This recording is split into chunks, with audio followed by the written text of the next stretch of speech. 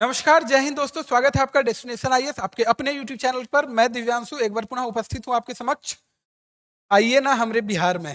तो इस बार बहुत सारे खिलाड़ी बिहार में आ चुके हैं और खेलो इंडिया यूथ गेम्स का आयोजन जो है इस बार बड़े ही धूमधाम, बड़े ही शानदार तरीके से बिहार में किया गया। बिहार के कई जिलों में आयोजन किया गया, कुछ खेल बाहर भी किए गए। तो इन सारी चीज़ों पे हम डिटेल में डिस्कशन करेंगे जो कि आपके एग्जामिनेशन पॉइंट ऑफ व्यू से इंपॉर्टेंट होगा। तो आइए शुरू करते हैं, शुभारंभ करते हैं हरि का नाम लेकर। यहाँ पर आपको दिख रहा होगा खेल के रंग बिहार के संग। तो बिहार जो है शुरू से अपने गौरवपूर्ण इतिहास के साथ जो है देश में अपना एक अलग छाप छोड़ता आया है। खैर चलिए शुरू करते हैं यहाँ पर अपने खेलो इंडिया यूथ गेम्स 2025 के बारे में हम यहाँ पर बात करने वाले हैं। क्या कुछ महत्वपूर्ण जानकारी है तो यहाँ पर दिख रहा होगा आपको, बिहार 4 से 15 मई 2025 तक इसका आयोजन यहाँ पर बिहार में किया गया। खेल के रंग बिहार के संग, इसके तहत जो है भारत में स्कूल और कॉलेज के छात्रों के लिए राष्ट्रीय स्तर की खेल प्रतियोगिता है। कौन सी? जिसकी हम बात कर रहे हैं, खेलो इंडिया यूथ गेम्स की। तो भारत में स्कूल और कॉलेजों के छात्रों के लिए यह प्रतियोगिता है राष्ट्रीय स्तर की। जैसे कि हम देखते हैं कि भारतीय टीम में क्रिकेट की ही बात कर ली जाए, सबसे पॉपुलर आप लोगों को क्रिकेट ही लगता है ना। तो आईपीएल का आयोजन किया जाता है। आईपीएल से बहुत सारे अच्छे अच्छे खिलाड़ी जो है बेहतरीन उम्दा प्रदर्शन करके भारतीय क्रिकेट टीम में प्रवेश ले रहे हैं। तो एक तरह से जो भी ओलंपिक होता है, राष्ट्रमंडल खेल होता है, उन सारी जगहों पे कहीं से भी डायरेक्ट उठा के तो प्लेयर को नहीं ले लेंगे। तो यही सब एक जरिया होता है ना। तो स्कूल और कॉलेज के छात्रों के लिए यह खेलो इंडिया यूथ गेम्स का आयोजन किया जाता है, राष्ट्रीय स्तर का एक प्रतियोगिता है। 2018 में पीएम मोदी के द्वारा जो है पहले संस्करण की शुरुआत की गई थी भारत की राजधानी नई दिल्ली में। 2019 में जो है पीएम मोदी ने इसका नाम बदलकर खेलो इंडिया यूथ गेम्स कर दिया था। लॉन्च की बात की जाए तो 2018 है, नाम जो है बदला गया था वर्ष 2019 में पीएम मोदी जी के द्वारा। खेलो इंडिया पहल की अगर बात कर ली जाए तो खेलो इंडिया यूथ गेम्स जो है वो भारत सरकार की खेलो इंडिया योजना का एक प्रकार का हिस्सा है ना। खेलो इंडिया योजना का ये हिस्सा है और युवा खिलाड़ियों को राष्ट्रीय स्तर पर एक मंच प्रदान करता है ताकि युवा खिलाड़ी जो है और बेहतर प्रदर्शन करके आगे बढ़ सके। प्रतियोगिता में दो श्रेणियां दी गई है। पहला है 17 वर्ष से कम उम्र के छात्र भाग ले सकते हैं, स्कूली छात्र।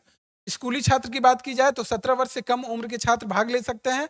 21 वर्ष से कम उम्र के कॉलेज छात्र इसमें शामिल हो सकते हैं। जनरली जो है हम देखते हैं कि ग्रेजुएशन की आयु जो है वो मैक्सिमम 100% जो है आबादी जो भी ग्रेजुएशन उन्होंने कर रखा है, जो कर रहे हैं, 21 वर्ष से कम आयु में उनकी ग्रेजुएशन पूरी हो जाती है। तो इस प्रकार हम यहाँ देख पा रहे हैं कि 21 वर्ष से कम उम्र के जो कॉलेज छात्र हैं वो भाग लेंगे और 17 वर्ष से कम उम्र के यानी अंडर 17, 17 वर्ष से कम उम्र के जो स्कूली छात्र होंगे वो इसमें भाग ले सकते हैं। दो तरह की श्रेणियां हैं।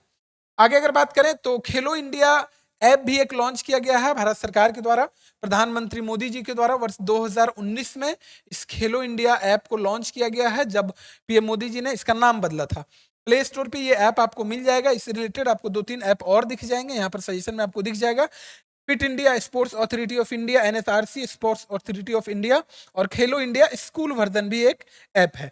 ठीक है, तो इस तरह से ये 3-4 ऐप आपको जान के बता दिया गया ताकि अगर मिलान वगैरह करने दे दिया जाए, इसके बारे में पूछे तो आप कंफ्यूज ना करें।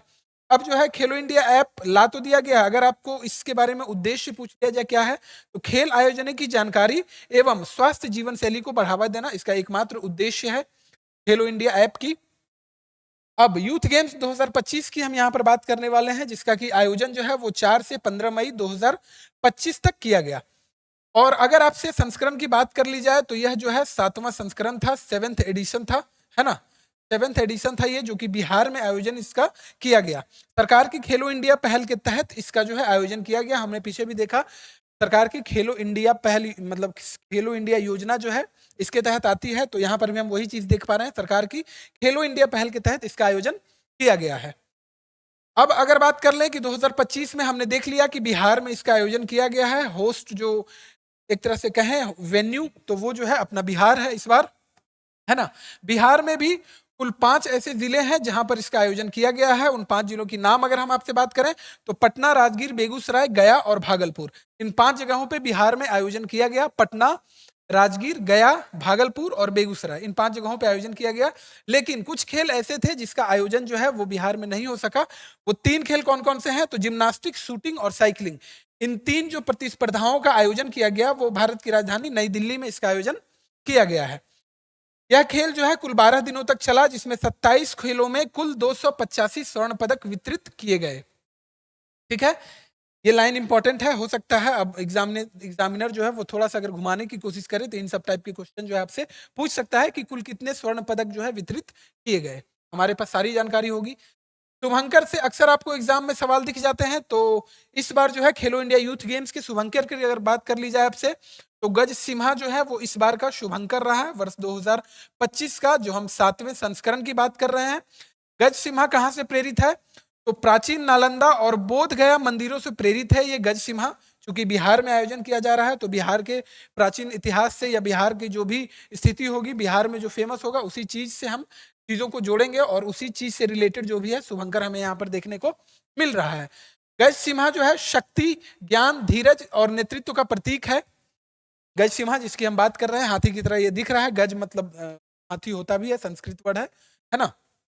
तो प्राचीन नालंदा और बोध गया मंदिरों से ये प्रेरित है, जो इस बार का शुभंकर है। बात कर लें पदक तालिका की, तो शीर्ष स्थान पे जो है इस बार पुनः महाराष्ट्र अपना कब्जा जमाए हुए है और ये लगातार 3 वर्ष से महाराष्ट्र टॉप पे है।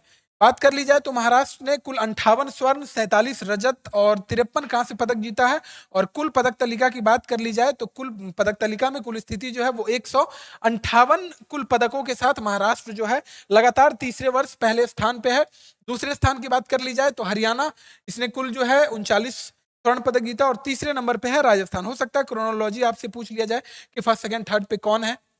ठीक है, यहाँ पर आपको दिख रहा होगा कि महाराष्ट्र कुल 5 बार पदक तालिका में शीर्ष पे रह चुका है। लेकिन अभी हम जब डिस्कस कर रहे थे तो हम यहाँ पर हमने आपको बताया कि लगातार 3 वर्ष जो है महाराष्ट्र शीर्ष पे है। यहाँ पर 5 बार क्यों लिखा गया है?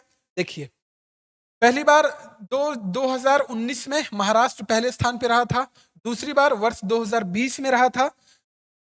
अब यहाँ पर हम 3 बार लगातार की बात कर रहे हैं, तो वर्ष 2023, 2024 और वर्ष 2025, ये 3 वर्ष लगातार जो है महाराष्ट्र शीर्ष पे रहा है। तो यहाँ पर जो चीज लिखी हुई है, कुल 5 बार पदक तालिका में अग्रणी रहा है वो महाराष्ट्र। तो यहाँ पर 2019, 20, 23, 24 और 25, इन 5 वर्षों में महाराष्ट्र जो है शीर्ष पे रहा है।